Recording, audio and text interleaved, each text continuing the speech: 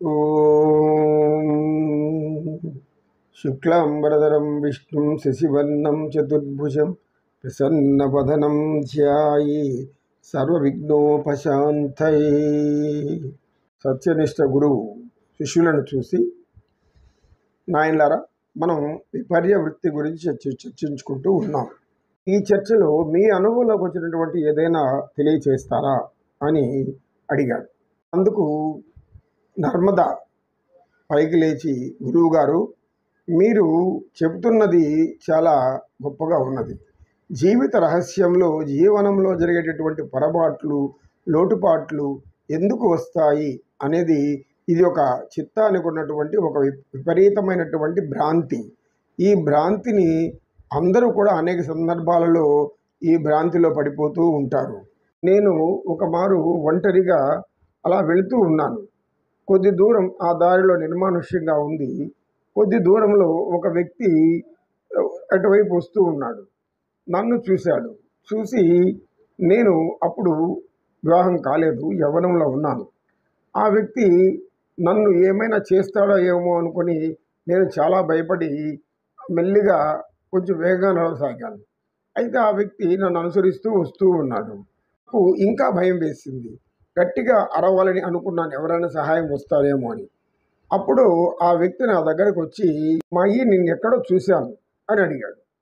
నేను అలా చూశాను. అతను నాకంటే కొంచెం పెద్ద వ్యక్తిగా ఉన్నాడు.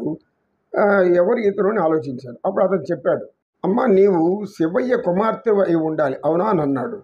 అప్పుడు నాకు మా తండ్రి పేరు చెప్పగానే చాలా ఆశ్చర్యం అనిపించింది. అమ్మాయి, మీ తండ్రి నేను స్నేహితులము, నిన్ను చిన్న వయసులో చూశాను. అప్పుడు నేను దూర ప్రయాణం వల్ల మరల కలవలేకపోయాను. ఇప్పుడు చూస్తుంటే నువ్వు నాకు అది గుర్తుకొస్తున్నావు, అవునా కాదా అని అడిగాడు. అప్పుడు నేను అవును అవునండి అన్నాను. అని చాలా సంతోషించి, ఇప్పుడు మీరు ఎక్కడున్నారు, మీ తండ్రి ఎక్కడున్నారు, ఒకసారి కలిసిపోదాము, నేను వేరే పని మీద ఇటు వచ్చాను అని అన్నాడు. అప్పుడు నేను అతన్ని మా తండ్రి దగ్గర తీసుకెళ్ళాను. కనుక మనం భయపడిందంతా వాస్తవం కాదు. వాస్తవమైన అనుకున్నదంతా కూడా భ్రాంతిలో ఉండవచ్చు. ఒక్కొక్కసారి మనం భ్రాంతి అనుకున్నది వాస్తవం కావచ్చు. నా యొక్క అనుభవం అని ఆమె తెలియజేసింది. గురువు గారు ఇలా అన్నారు, చాలా చక్కగా చెప్పావమ్మా. ఇది కూడా మనసులో ఉన్నటువంటి భయాందోళనకు కారణం. వాస్తవానికి ఈ కాలంలో పురుషులు ఎవరు కూడా అధిక శాతము అంత నిజాయితీగా ఉండడం లేదు కూడా.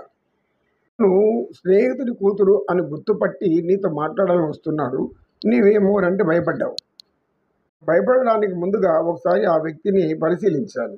ఆ వ్యక్తి వయస్సు, మన వయస్సు, ఎందుకు ఆ వ్యక్తి వడివడిగా మన వెనకాల వస్తున్నాడు అనేది ఆలోచన చేశావు. అయితే అతను వచ్చి వాస్తవం చెప్పాక నీకు ధైర్యం వచ్చింది. అంతవరకు నువ్వు భయపడ్డావు.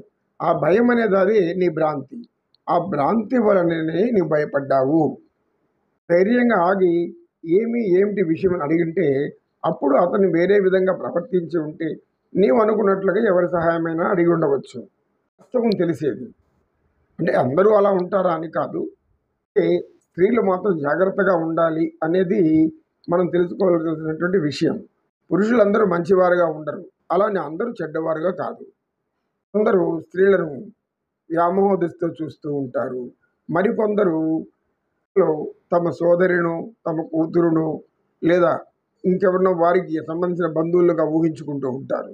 వివాహిత చిన్న బిడ్డను సంకలో వేసుకుని నడుచుకుంటూ వెళ్తూ ఉంటే ఆ చిన్న బిడ్డ చూడ ముచ్చటగా ఉంటుంది. ఆ చిన్న బిడ్డను చూసి ఆనందిస్తూ ఉంటాం. అంటే పసిపాప యొక్క ఆనందము, పసిపాప వారు ఎలాంటి వారంటే దైవంతో సమానమైనటువంటి వారు అనేటువంటి ఆలోచన మనలో ఉంటుంది. అప్పుడు మనకు ఆ పసిపాప మీద ఎక్కడ లేనటువంటి ప్రేమ అనేది పుట్టుకొస్తుంది. ఆ ముచ్చటగా ఉన్న ఆ బిడ్డను చూస్తూ ఉంటే మనకు చాలా ఆనందం కూడా వేస్తుంది. ఎవరి బిడ్డైనా కావచ్చు. కనుక సమాజంలో మనం నడిచేది సంఘంలో ఉన్నాం. సంఘం అంటే మనుషులు, మానవ సంబంధాలు. ఇలాంటి సంబంధాల మధ్య సహృద భావం ఏర్పరచుకొని ఆ సహృద భావ దృష్టితో చూస్తే అప్పుడు ఇలాంటివి మనకు రావు. ఆలోచన విధానాలు మనం అనుకూలంగా మార్చుకుంటూ ఉండాలి. మనలో దైవభక్తి లేదా యోగశక్తి, జ్ఞానశక్తి ఇలాంటివి పెంపొందించుకుంటే అందులో మనకు అతీంద్రియ శక్తి పనిచేస్తుంది అనేది ఒక వాస్తవం. అతీంద్రియ శక్తి అనేది ఏంది అంటే పంచేంద్రియాల కంటే కూడా అతీతమైంది. కొద్దిపాటి వచ్చిన జ్ఞానం కూడా మనకు ఏంటి వాస్తవం అనేది ముందుగానే తెలుస్తుంది. ఎదుటి వ్యక్తులను చూడగానే వాళ్ళ యొక్క స్వరూప స్వభావాన్ని మనం తెలుసుకునేటటువంటి ఒక సత్యం. అంటే ఈ జ్ఞానం ఎక్కడి నుంచి వస్తుంది అంటే అది మనకు ఏకాగ్రత, దైవ చింతన, యోగ సాధన ఇలాంటి కార్యక్రమాల వలన మనకు కలుగుతూ ఉంటుంది. ఇది చాలామందికి కూడా అనుభవంలో ఉంటుంది. అనేక మంది జ్ఞానులు ఎదుటి వ్యక్తిని చూడగానే అతనిలో ఏం ఆలోచనలు ఉంటున్నాయో, ఎలాంటి ఆలోచనలు పుట్టుకొస్తున్నాయో, ఎలాంటి భావాలు ఉన్నాయో అని కూడా కనిపెట్టగలరు. ఇది ఒక సత్యాన్ని, ధర్మాన్ని ఆచరించే వారికి ఉన్నటువంటి ఒక అద్భుత శక్తి. నిజంగా భక్తిపరైనటువంటి స్త్రీలు వారికి ఎదుటి వారిని చూడగానే వారి దృష్టి ఎలా ఉంది, వారి ఏ విధానం వాళ్ళ భావాల్లో ఉన్నారు అనేది గ్రహించగలరు. ఈ జ్ఞానం కులస్త్రీలలో ఎక్కువగా ఉంటుంది.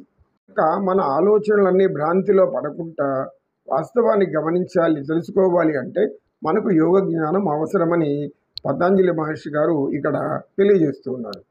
యోగ జ్ఞానాన్ని అభివృద్ధి చేసుకుంటే మనకు కొన్ని వాస్తవాలు జరగబోయేటటువంటి విషయాల ముందే మనకు కొన్ని సూచనల ప్రాయంగా తెలుస్తూ ఉంటాయి.